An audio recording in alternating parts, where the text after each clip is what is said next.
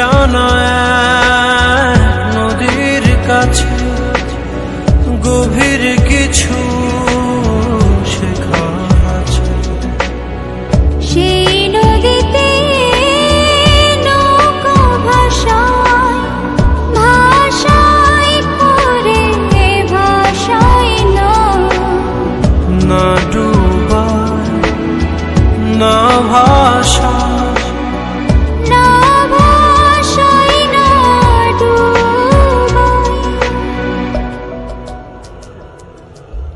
বাহির বলে